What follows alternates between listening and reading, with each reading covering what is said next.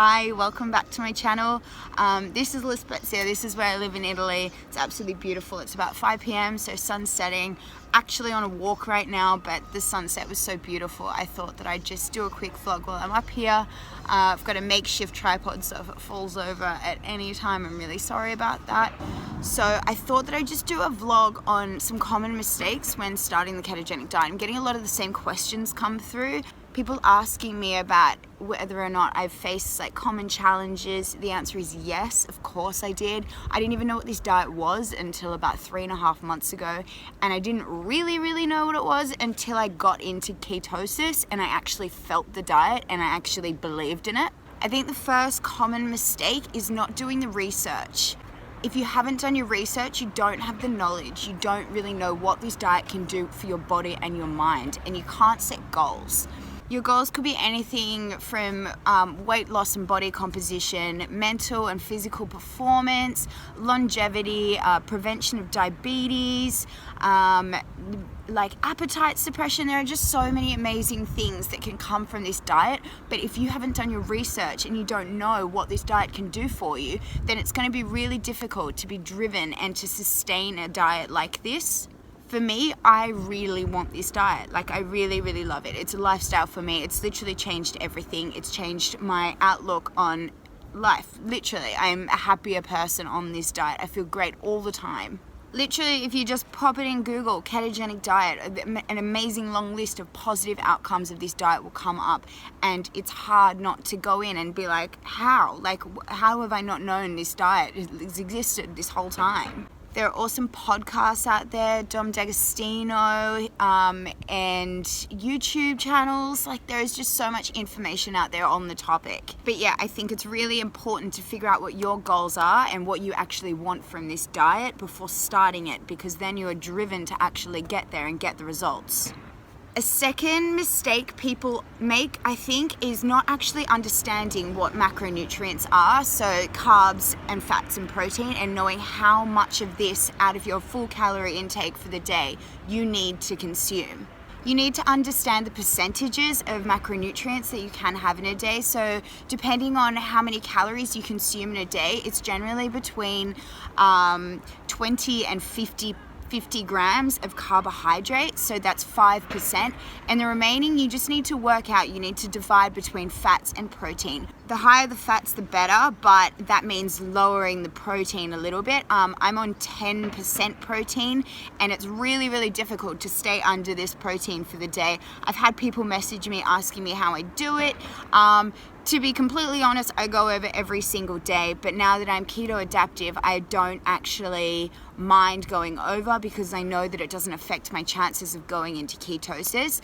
Too much protein though means, and that's another mistake as well, too much protein. So if you have excess protein, it's going to be stored as glucose, and your brain is going to take the glucose over the fat. So if they have any exposure to it, they're going to take it, and they're not going to make that transition and create ketones to burn for fuel. A question I've had loads as well is how to hit the fats without going over the protein and carbohydrates. This is something that I struggled with as well, but oils are the answer. Adding coconut oil, adding butter, adding olive oil, no carbs and no protein in the oils. So just adding those things and you get your fats up straight away. Another thing is also just being careful with meats, like moderating meats. I'm careful with high protein lean meats. I'm only forgiving with the meat if there's high fat as well as high protein. I'll have it then. Another point is cheating on the ketogenic diet. You can't have cheat meals when starting this. It doesn't work like that. I'd say the only time you can have a cheat meal and bounce back into ketosis is if you've been keto adaptive for a certain period of time. It can take up to 48 hours to get back in if you have been in the keto adaptive phase, but can take as little as 12 to 24 hours for some people. For me, I don't feel like cheat meals though. Like, I have so much cheese and fats and oils and things that just suppress my hunger, and I don't look at carbs the same way as I did before. I don't crave them. I've had actually 2 people message me asking about like keto snacks and keto baking and things. Like one person sent me a recipe for like a keto little tart. I steer clear of all baking, all sweet things when starting this. I know everyone loves a healthy alternative, but people have issues with moderating healthy alternatives. So ingredients that aren't going to make my mind think that sugar is available, because it's not. So it's kind of snapping out of that sweet tooth, because it's mental. It's totally mental. I avoid all artificial sweeteners. Fructose is sugar that's going to convert and store as fat.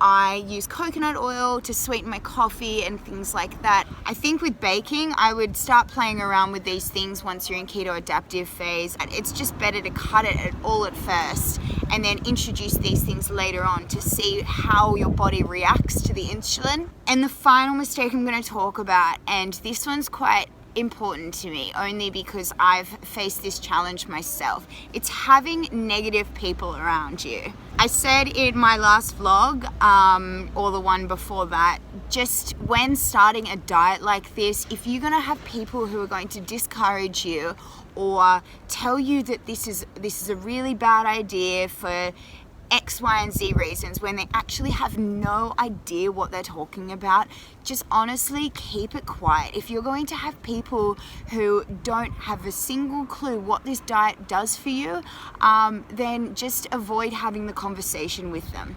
And yes, there's the risk that people will start this diet and they'll fall off the bandwagon because it's not the diet for them. But that's like every diet. That's like every single diet out there. People start and they can't do it, and that's fine. This diet is not a fad. It's just got all this new attention and hype about it at the moment, only because people didn't know what it was. Like, I didn't know what it was. It's been around for so many years, and people have been on it forever, and for different reasons, whether or not it's a disease preventative or, you know, just to lose weight. But it really truly works, and obviously I'm an advocate for it because I just want to show people that it is amazing. I found something that has completely changed my life, and I want to show people, I want to explain to people what it feels like.